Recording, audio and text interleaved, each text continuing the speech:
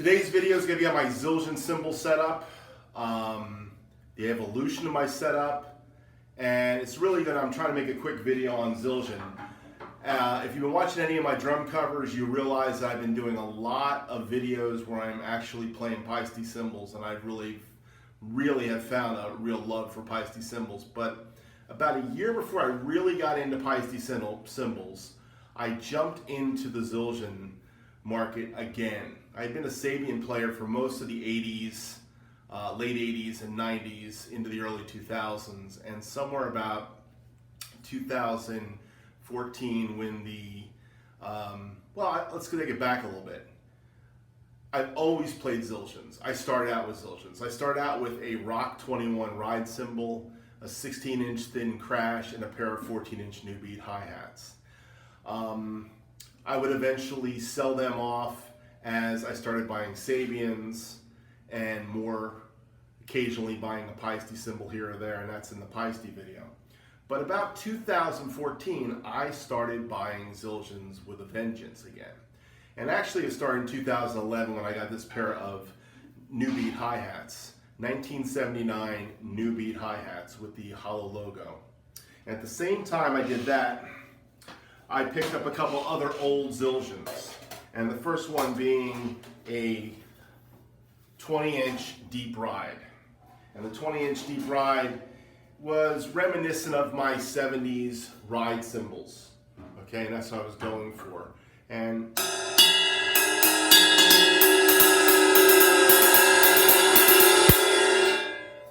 a good friend of mine in high school named Bill McCabe had a 20-inch deep ride, this vintage, and I always liked it. And I always liked it better than my Rock 21, to be honest. So I picked this up in 2010, 2011, the same time I picked up the new beat hi-hats. Now, I've always had a couple Zildjian crashes hanging around. And in 2011, I've talked about this in another video with Danny Serafin, I was at a Danny Serafin clinic and I won a 16-inch Zildjian medium thin crash, which has got Danny's name on it, okay? Because he signed it for me to Earl, Paiste, Danny Serafin. Anyhow, this was a really nice crash cymbal, and one I really enjoyed. Another thing that happened right along that same period of time, the next year I had a birthday, and my wife bought me a crash cymbal, an Armand thin crash. This is when the Armand cymbals were starting to come out. I really liked this. I was in a Sam Ash and I hit it.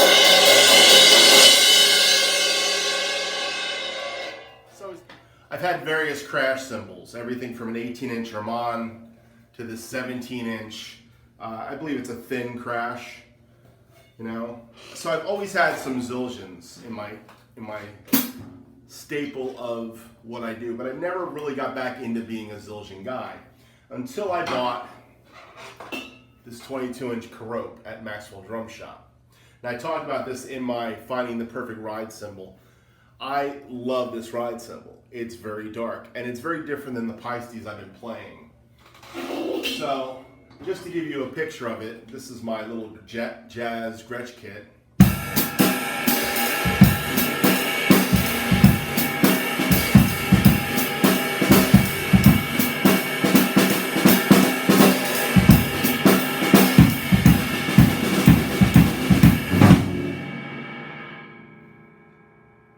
This cymbal had that dark quality, but it was thin. And it was something that was reminiscent of the old Ks that I remember the guys in college trying to find. And we all talked about finding that old K cymbal. Of course, whenever we find an old K in a pile somewhere, they usually didn't sound that good. That's the funny thing about old Ks. Some were really beautiful and some were not. By the way, a good friend of mine, Scott Hazen, has a pair of K hi-hats that I had. He was the only guy that could do them justice, by the way. They were thin, K Zildjian hi-hats, and it was a trade. We traded back and forth, and I gave it to him because I felt like him as a real jazz drummer, always looking for that Istanbul K sound, he should have these hats. They're 14-inch Istanbul Ks from the 1950s. A good friend of mine, Dave Jones, another friend named from the past videos, gave me these hi-hat cymbals, and they were super thin, super brittle, and if you played them like a rock drummer, you were going to crack them. And I realized that, so I gave them over to Scott before I destroyed those beautiful hi-hats, so he has them. But I was looking for that dark hi-hats thing. I was looking for that dark Zildjian sound. The Keropes gave that to me. So let's go back and let's look at my present kit here today. I've got a set of 14-inch new beat hi-hats, 1979 vintage. Over here I've got a 22-inch Zildjian swish.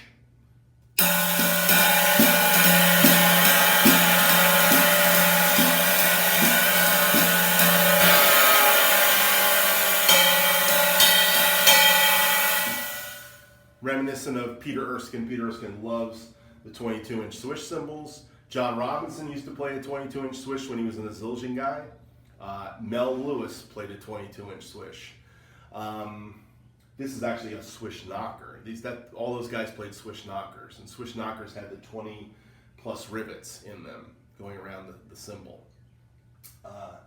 So I picked this up about 2008 or 9 at a drum shop here, and actually a music store in town, and I got it for a really great price. 65 bucks, couldn't pass that one up. Another cymbal that I have that you've seen in other videos is my Kerope 19-inch Crash Ride, which I bought after I bought the 22-inch Kerope. And this is a dark, medium thin crash that's been in part of my hi-hat videos. And usually what I play when I play this setup is I either play this crash, or I'll play the Erman thin crash.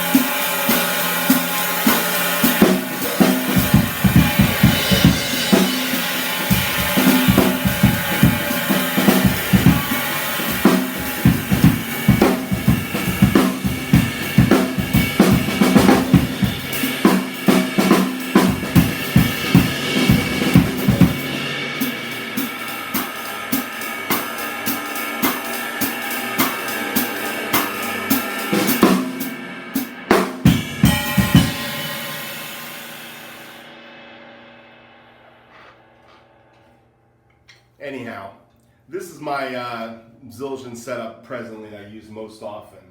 And usually I'll play 3 cymbals, the 19, the 18, and the 22, or with the 14-inch new beat hi-hats, or I'll play the, once in a while, the swish knocker with it.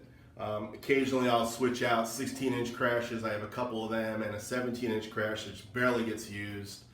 And I've got a 20-inch deep ride that barely gets used. And to be honest, the only thing I really love about this setup are the Keropes and these hi-hats. These hi-hats go together with the Keropes. So a lot of times I'll be goofing around with just this, and I found that I have another really nasty crash, which is a Paiste, traditional 16-inch crash that really works with these dark crashes and cymbals. So when I go Zildjian, I'm going dark more than A Zildjian. I found for the brighter stuff, what I really prefer is the Paiste sound. So Paiste sound is more my bright sound. My dark sound is usually my K sound, and it's that Kerope sound. Now, over the years, I've also have a whole set of Sabians. I played Sabian HHs for a long time. So the Keropes are not like the HHs. The HHs are like the old Canadian Ks, which are the Zildjian Canadian Ks. And they're more like the EAKs, which are the Ks from the 1980s, when Zildjian first started making K cymbals again in the United States. So those are what my Sabians are more like. They're a little heavier, a little thicker, but they're still dark and hand hammered. The Keropes are thinner cymbals. Zildjian finally got to the thinner cymbals. Now what pushed Zildjian to the thinner cymbals had a lot to do with Meinl, making a lot of dark cymbals for a lot of their players. Meinl has experimented. I've never really played Meinl cymbals, but Meinl cymbals have experimented greatly in this area. The Paiste dark energy and traditional cymbals, which are very thin a lot of times and dark, I think that pushed Zildjian more and more to going thinner and thinner. And of course, there are Zildjian guys like Zach Danziger and others basically saying we need this really thin, dark cymbal. So today you can find the thin, dark sound in a lot of different places. Zildjian's one of them. The Keropes are a wonderful cymbal. So if you're looking for ride cymbals, you're looking for Zildjian cymbals, Keropes are something to check out.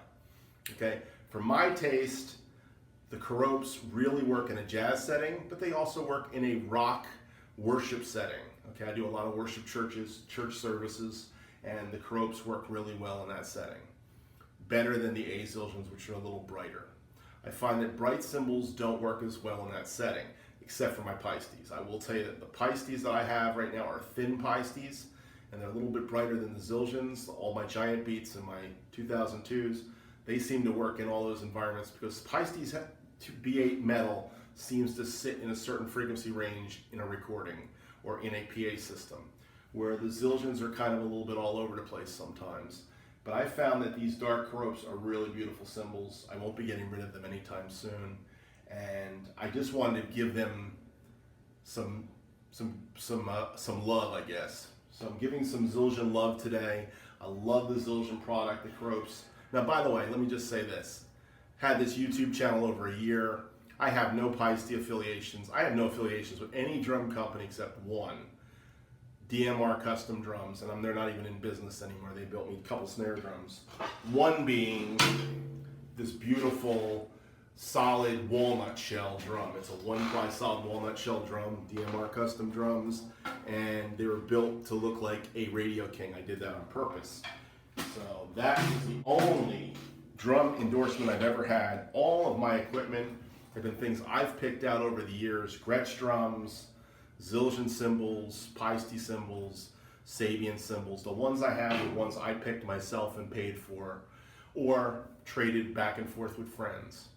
So finding your sound requires you to find the stuff that works for you. And all of my gear is stuff that I've picked over the years of 40-something plus years playing drums. Anyhow, wanted to make a drum talk video. I wanted to talk a little bit about Zildjians. Maybe one day we'll talk about drums. When I get to that point, I will talk about Gretsch at some point, because Gretsch drums are the bomb, and I have some very old Gretsch drums that really sound great. So anyhow, till next time, thanks for watching Drum Talk. I'm sure I'll be chopping this up a little bit.